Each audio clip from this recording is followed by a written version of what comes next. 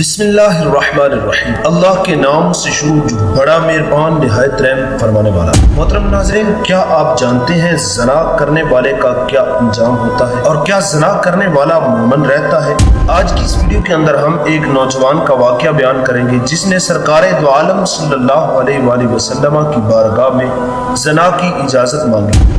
ان تمام سوالات کے جواب حاصل کرنے کے لیے میری آپ سے ریکویسٹ ہے کہ اس معلوماتی اور اسلامی ویڈیو کو شروع سے لے کر آخر تک لازمی دیکھیں، اور نئے آنے والے تمام دوستوں سے درخواست ہے کہ اس اپنے چینل قومی وائس آفیشیل کو سبسکرائب کر دیں، بیل آئیکن کو ضرور پریس کریں تاکہ ہماری آنے والی ہر ویڈیو کا نوٹیفیکیشن آپ کو آسانی کے ساتھ ملتا رہے۔ تو چلتے ہیں واقعے کا باقاعدہ آغاز کرتے ہیں۔ محترم ناظرین، یاد رکھیے کہ زنا کبیرہ گناہ ہے اور زانی دنیا و آخرت میں بدبخت ہے۔ اللہ تعالیٰ نے اپنی پاک کتاب قرآن مجید فرقان حمید میں متعدد مقامات پر اس سے ممانعت ارشاد فرمائی ہے۔ اللہ نے ارشاد فرمایا وَلَا تَقْرَبُوا الزِّنَا إِنَّهُ كَانَ فَاحِشَةً وَسَاءَ سَبِيلًا، اور بدکاری کے پاس نہ جاؤ، بے شک وہ بے حیائی ہے اور بہت ہی بری راہ ہے۔ حضور نبی کریم صلی اللہ تعالی علیہ وآلہ وسلم نے ارشاد فرمایا زانی جب زنا کرتا ہے تو وہ مومن نہیں رہتا،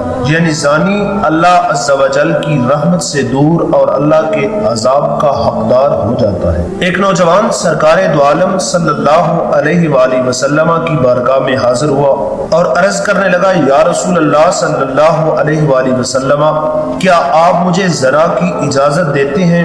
اس پر وہاں موجود صحابہ اکرام رضوان اللہ تعالی علیہ مجمعین نے اس نوجوان کو ڈانٹنا شروع کر دیا تو حسن اخلاق کے پیکر نبیوں کے تاجدار صلی اللہ علیہ وآلہ وسلم نے ارشاد فرمایا اسے چھوڑ دو۔ پھر اس نوجوان سے فرمایا میرے قریب آ جاؤ، تو وہ آپ صلی اللہ علیہ وآلہ وسلم کے قریب حاضر ہو گیا۔ آپ صلی اللہ علیہ وآلہ وسلم نے ارشاد فرمایا، اس سے پوچھا تم اس بات کو پسند کرتے ہو کہ کوئی تمہاری ماں کے ساتھ ایسا کام کرے؟ اس نے عرض کیا میں آپ پر قربان جاؤں، اس بات کو میں پسند نہیں کرتا۔ آپ صلی اللہ علیہ وآلہ وسلم نے ارشاد فرمایا اس طرح لوگ بھی یہ پسند نہیں کرتے کہ ان کی ماں کے ساتھ کوئی ایسا کام کرے۔ پھر آپ نے اس سے پوچھا کیا تم اپنی بیٹی کے ساتھ اس طرح کا معاملہ پسند کرتی ہو کہ کوئی تمہاری بیٹی کے ساتھ یہ بات کرے؟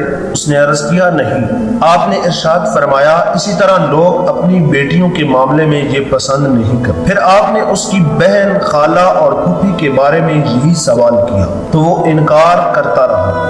آپ صلی اللہ علیہ وآلہ وسلم فرماتے رہے اسی طرح لوگ بھی یہ بات پسند نہیں کرتے۔ پھر آپ نے اپنا دست مبارک اس نوجوان کے سینے پر رکھ کر دعا فرمائی، یعنی اے اللہ عز و جل اس کے دل کو پاک فرما، اس کا گناہ معاف فرما دے اور اس کی شرمگاہ کی حفاظت فرما۔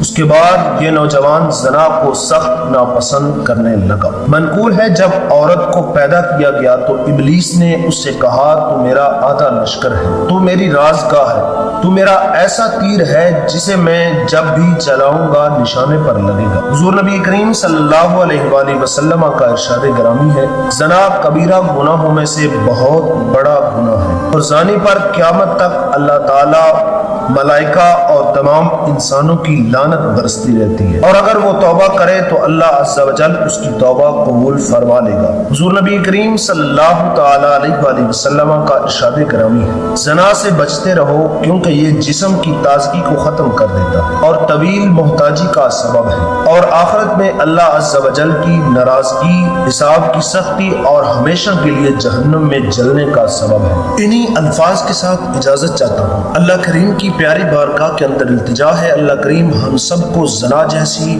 برائی سے بچنے کی توفیق عطا فرمائے، اور جو لوگ اس گناہ میں ملوث ہیں اللہ کریم ان کو توبہ کی توفیق عطا فرمائے اور آئندہ اس سے پاک رہنے کی اور بچنے کی توفیق عطا فرمائے۔ محترم ناظرین، امید کرتے ہیں آپ کو ہماری ویڈیو اچھی لگی ہوگی۔ ویڈیو اچھی لگی ہو تو ویڈیو کو لائک کر دیں اور چینل کو سبسکرائب کرنا نہ بھولیے گا۔ ملتے ہیں ایک نئے موضوع کے ساتھ، تب تک کے لیے اللہ حافظ۔ اللہ آپ سب کا حامی و ناصر ہو۔ والسلام علیکم ورحمۃ اللہ وبرکاتہ۔